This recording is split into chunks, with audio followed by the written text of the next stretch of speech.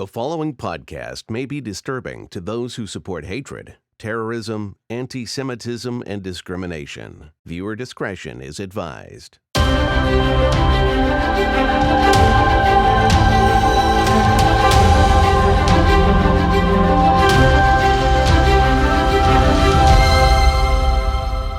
hello again, everybody, and welcome back to How We Fought Against. And today I have with me one of the heroes, Anne Herzberg, and she's been with NGO Monitor. I'm sure she'll tell you about it for many years. And I think personally, you are one of those unknown heroes that we like to talk about. This show is meant to bring forth, these people that are creative, passionate. They come up with all these crazy ideas. They do the impossible. They tell all these crazy stories, and this is what we're here to kind of tell and do together. So, Anne, thanks so much for taking the time to do this with us. Thank you for having me. I'm really excited. So we can talk about a lot of stuff because you've been doing a lot. But the one thing that we chose kind of to start with is your work with the United Nations, and focused mainly on the fact that there is such an inherent bias against Israel or everything that is Israeli or even Jewish sometimes. And you are the person, I think the person, because I don't know if there's anyone else actually sits and listens to these meetings and reading these protocols, and you actually know the insides and out of this really complicated organization, and why and how there's such a bias against Israel. So you want to start by just sharing a little bit with us about that? Sure. So I think it's important for people who are interested in Israel advocacy to know how a lot of these campaigns like BDS, court cases against Israel get started. And they really originate in UN campaigns and reports. And people probably are familiar, with videos of UN Watch, which are amazing, Hillel Neuer's like giving it, to the Chinese or other like dictatorships, which is amazing. But what people don't really see behind the surface is that there is a whole industry of agencies and a bureaucracy within the UN that is really behind a lot of the campaigns that we see today regarding anti-Israel delegitimization. So it's actually quite interesting. It's quite disturbing because it is such a behemoth. And there are so many aspects we could talk about. I'll just throw a few things out there in terms of the campaigns that the UN's really been behind. Mm-hmm. So a lot of people don't know that BDS actually came out of a UN conference. So people may have heard of the Durban Conference from 2001. And the worst part of the Durban Conference was they had a side conference with NGOs. And there were about 1,000 so-called human rights NGOs, groups that we're all familiar with: Amnesty International, Human Rights Watch, a lot of Palestinian groups. And at that conference, they laid out the blueprint that became the BDS movement. So that's one area. It's really incredible. Another area. So people don't understand. I think a lot of us, you say Israel advocacy, but I think those of us who are, our profession kind of forces us to deal with what really goes on inside. But, I think for just an average person in the world, they think, well, the United Nations, it's the United Nations. What are you accusing them of? Are you saying that they're racist? Are you saying that they're anti-Semitic? Are you saying that they're not professional? I mean, how does such a thing come to be? Right. So it's really incredible. I think there's several factors. So I think you can't overlook anti-Semitism, of course.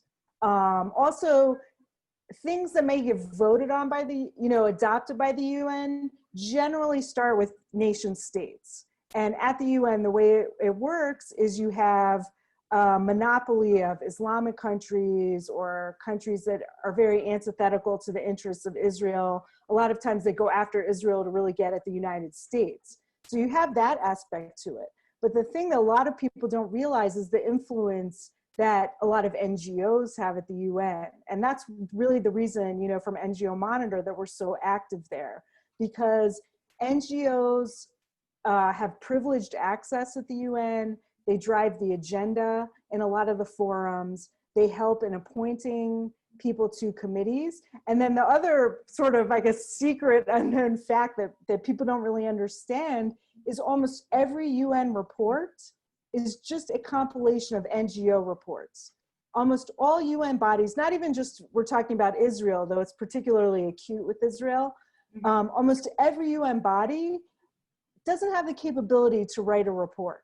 Not all, but I would say the majority. They don't have the resources, the time, they don't have the ability. So what do? When they want to write a report, they go to NGOs, and they will have, the NGOs will then submit information or reports or to that committee, and then to the office of the UN that's writing the report or putting the report together. And then that committee or office just takes those reports and compiles them together. And so when you see every year, there's probably, I don't know, 30 reports or something against Israel. It's all put together by this small office in Geneva, and 95% of the information is coming from BDS NGOs, NGOs tied to the PFLP. It's the same NGOs, it's a small group of NGOs.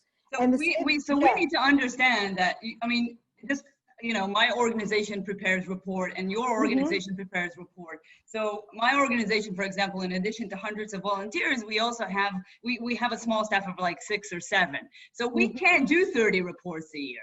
30 reports a year is an insane amount of material to review and write and edit, So you're saying a small office in Geneva that probably has less people on staff than my organization is, it actually, you know, comes out with 30 reports. And so I guess then your explanation of saying, well, they can't handle it, so they just take materials from NGO, that kind of, you know, those of us who actually understand what it takes to write 30 reports, I mean, you understand they have to rely on them or prepare less reports and be more professional with that. I mean, that would be another option.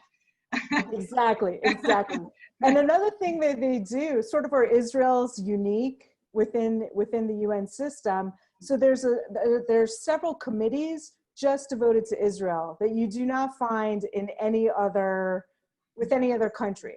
Okay, you may have a committee here or there for a couple years, let's say on Syria or, you know, some other event going on. But with Israel, since the 60s, we have had the special committee, which is based in New York.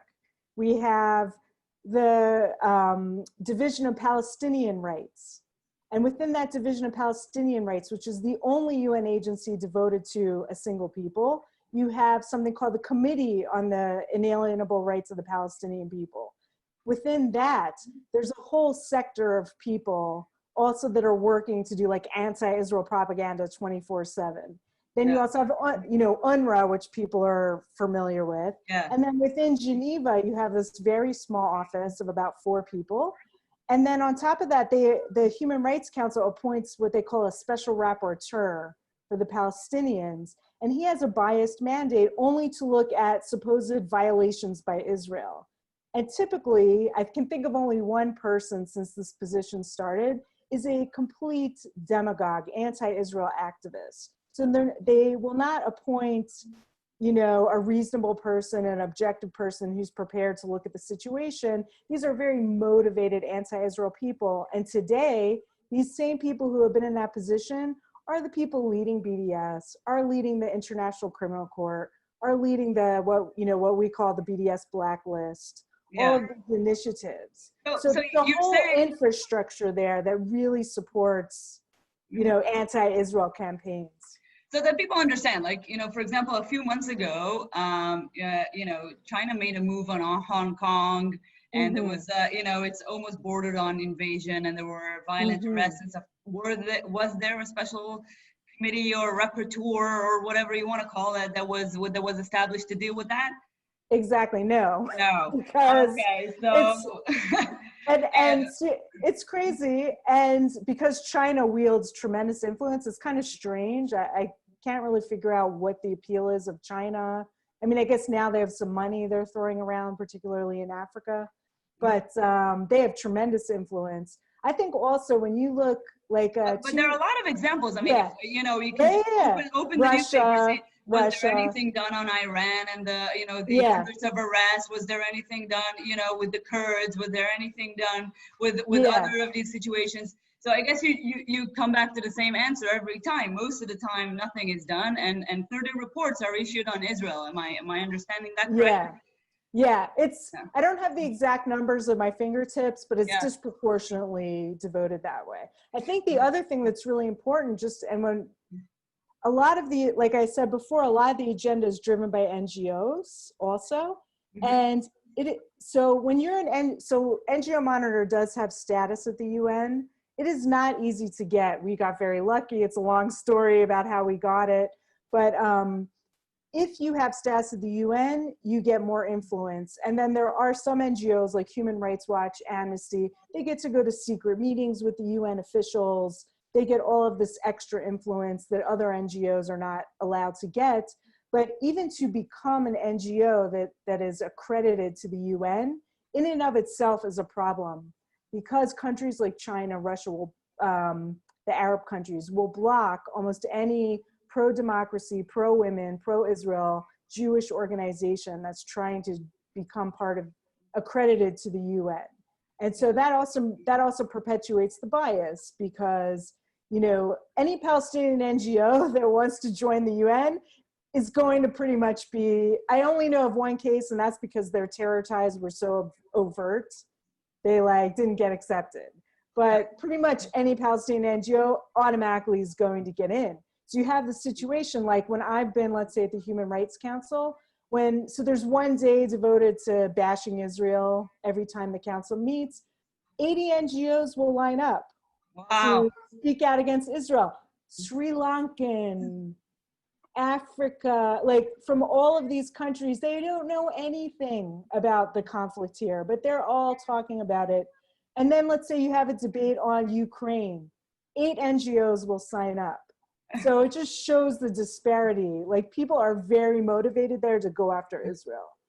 So, so this is the situation. I mean, for whatever reason, we got here, right? To the point where there are at least 80 NGOs that are super active on the Israel bashing front.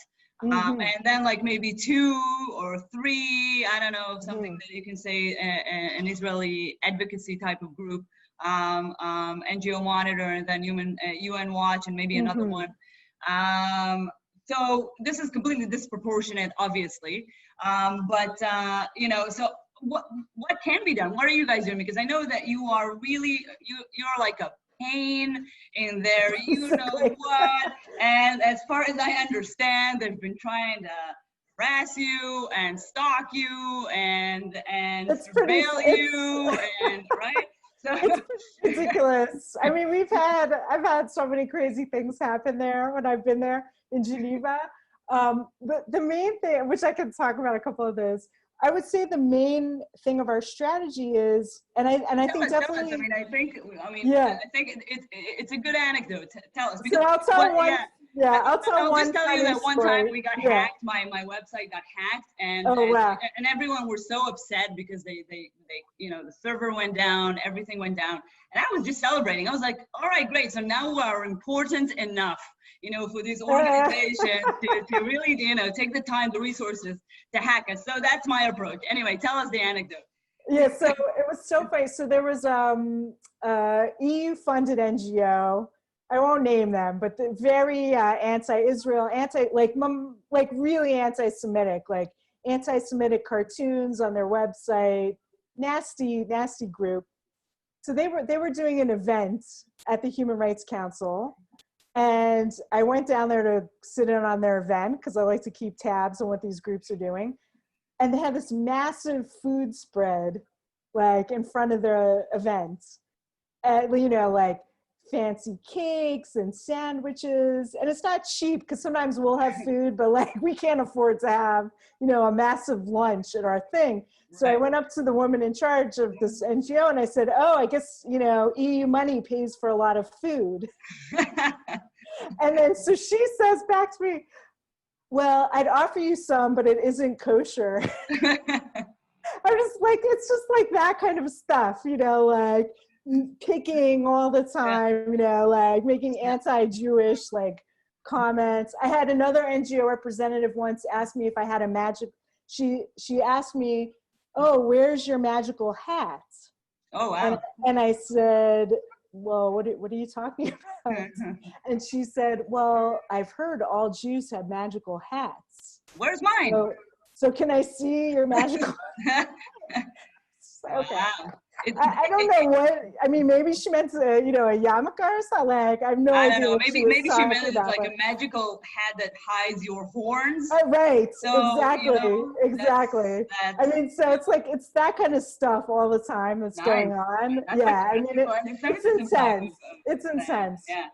But also, we've had little things, you know, where we've had like an NGO one time. I asked a question about Hamas, because they were talking about, oh, Israel's so evil, they're bombing all the hospitals, you know, they're just trying to kill Palestinians because that's what Israelis do for no reason. So I said, well, I'm a little surprised you had this event and you didn't mention anything about Hamas setting up bases within the hospitals and shooting off rockets from around the hospital. And basically after that event, the organizer reported me to a UN official to try to get me thrown out. Because I dared to ask a controversial question during their events, you know? I mean, so it's like stuff like that all the time is going on there. But it also, it gets more crazy than that, doesn't it? Like, you know, they had someone like surveil you or investigate you or something like that. Yeah, one time we thought, I don't want to go into details, but like one time we thought, I don't know, we got some weird emails from, I won't say from a country, it was a little disturbing. Like I was a little nervous. So, you know, you know, my approach is congratulations. Yeah. So what's that? Give us a war story. Like, what do you feel like, you know, like a story that you feel like you really made a difference? So I'll say, I think really what drives our strategy is realizing, you know, human rights instruments are open to us too. They're not, you know, they're not just for Palestinians. We can also use those same instruments and hold people accountable to those standards that they're claiming to profess. So that's one thing that, you know, when let's say we're talking about Hamas, we make it a point anytime there's any type of report where an issue like that comes up, we make sure that we submit something on that issue. Now, sometimes it won't get in the report because that's how the UN is. They're not fair a lot of the time when they write their reports. But one thing we have done in the past couple years, which has been, I think, very effective, was the Palestinians joined or purported to join several of the human rights treaties. Like there's about 10 different treaties, human rights treaties. Treaty on status of women, treaty on children, treaty on civil and political rights, treaty against racism.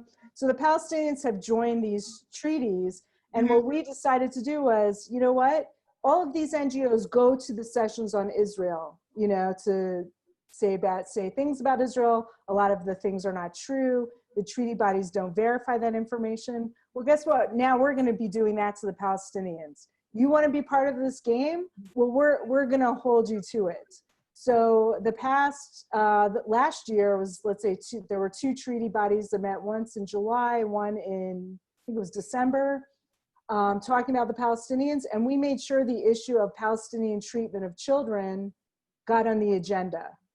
So we organized an event actually with Marcus Sheff, who I understand you spoke with earlier. Right, so we brought him to speak to the committee.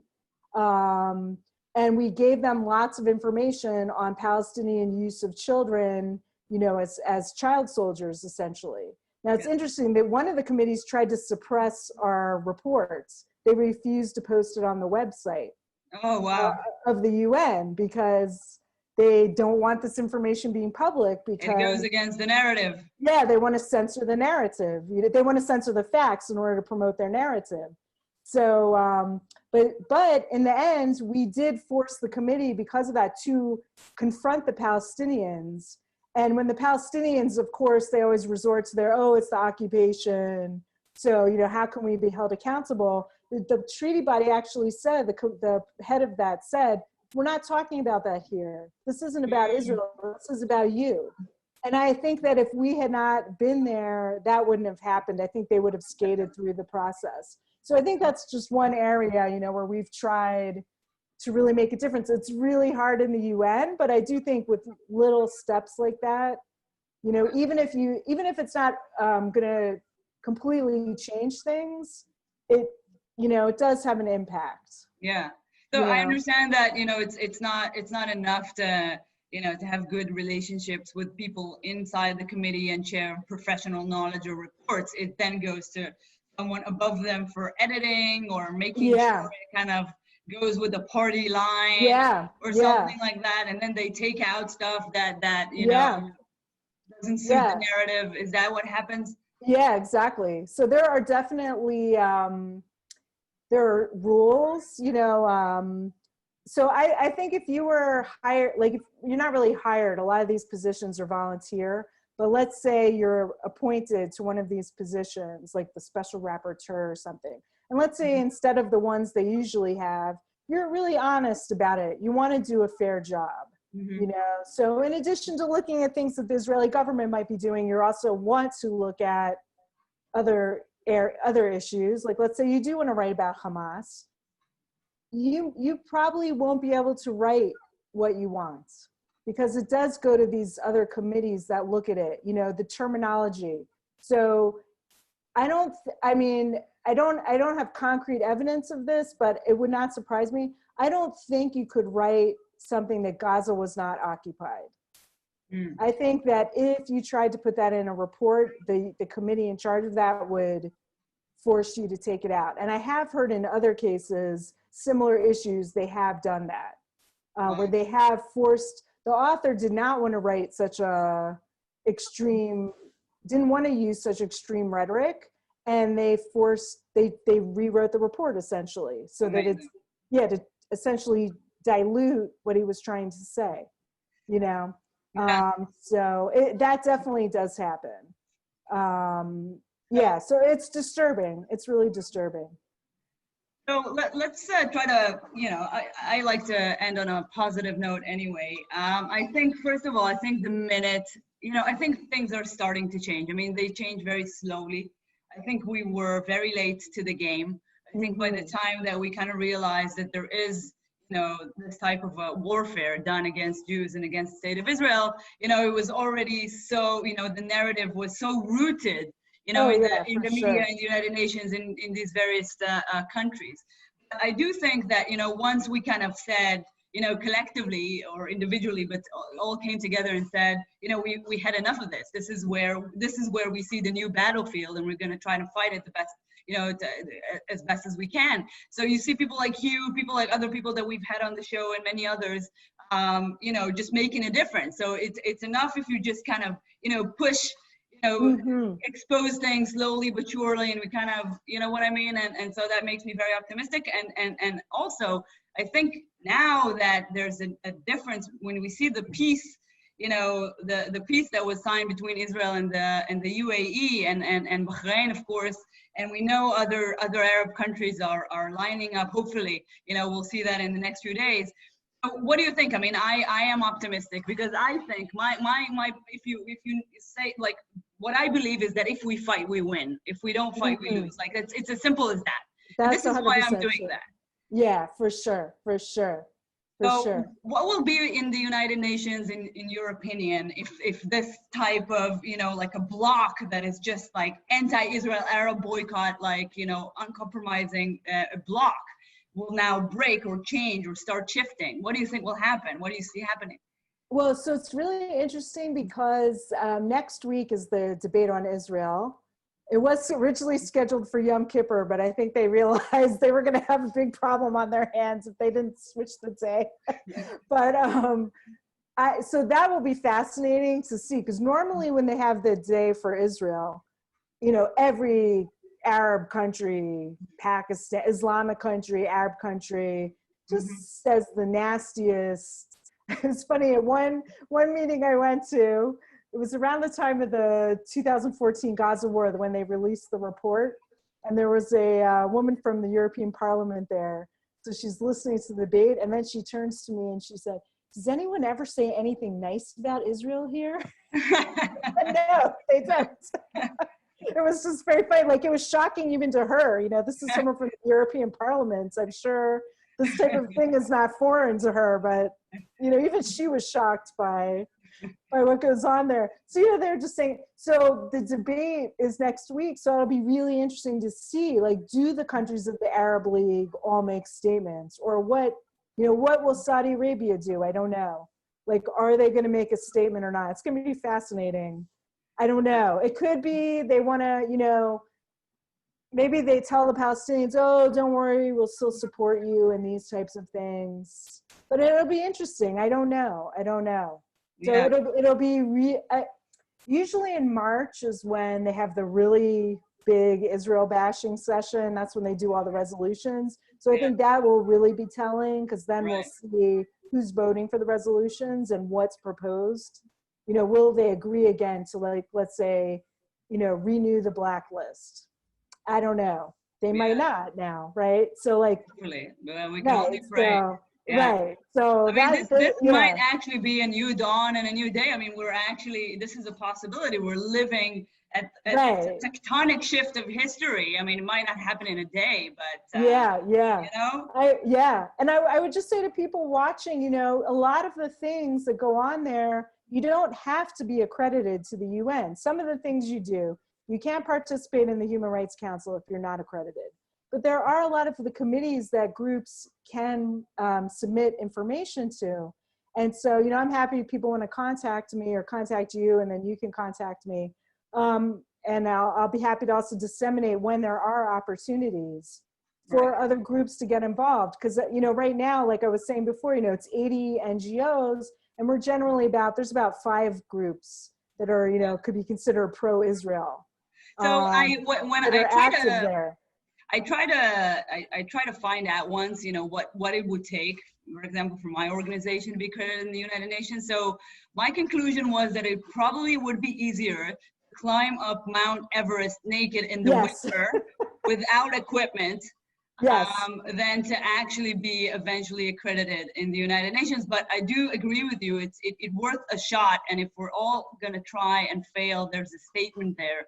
And I think absolutely. I agree with you.